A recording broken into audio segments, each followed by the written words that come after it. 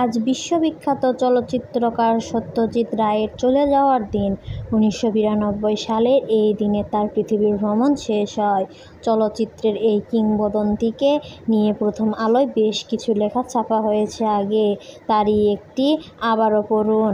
বেঁচে থাকলে আজ ফেলুদা প্রফেসর শঙ্কু, তপসে জটায়ু ওরফে লালমোহন গাঙ্গুলির মতো জনপ্রিয় চলচ্চিত্রে স্রষ্টা, ত্রিক্ষদী লেখক, সঙ্গীতজ্ঞ, নকশাবিদ এবং বিশ্ব চলচ্চিত্রের শ্রেষ্ঠ পরিচালকদের অন্যতম চলচ্চিত্রকার সত্যজিৎ রায়ের বয়স হতো 104 বছর।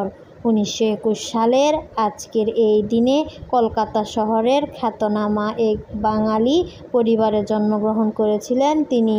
সত্যজিৎ রায়ের বাবা সুকুমার রায় ছিলেন বাংলা কবিতা ও শিশু সাহিত্যের সেরা লেখকদের মধ্যে একজন। দক্ষ চিত্রকর ও সমালোচক হিসেবেও সুকুমার রায়ের খ্যাতি ছিল।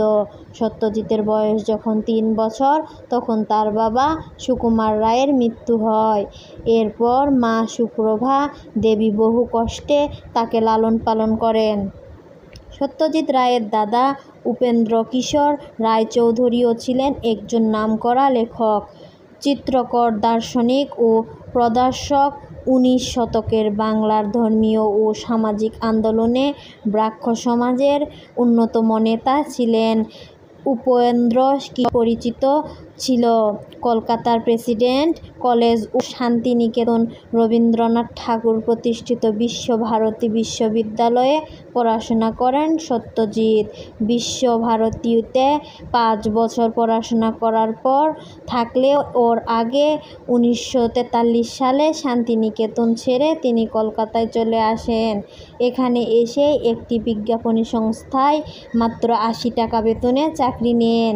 ঘটনাচক্রে একই চলচ্চিত্রটির শুটিং করতে কলকাতা আসেন দ্য রিভার।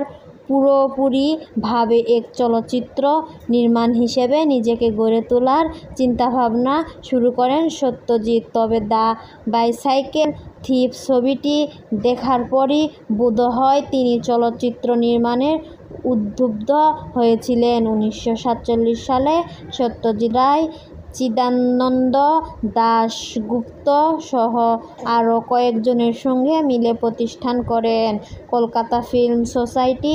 সোসাইটির সদস্য হওয়ার পর থেকে সত্যজিৎ রায়ের অনেক বিদেশি চলচ্চিত্রে দেখার অভিজ্ঞতা হয়। 1949 সালে দীর্ঘদিনের পরিচিতি বিজয়া দাসকে তিনি বিয়ে করেন। সত্যজিৎ বিজয়ার ছেলে সন্দীপ রায়ও বর্তমানে একজন নামকরা চলচ্চিত্র পরিচালক।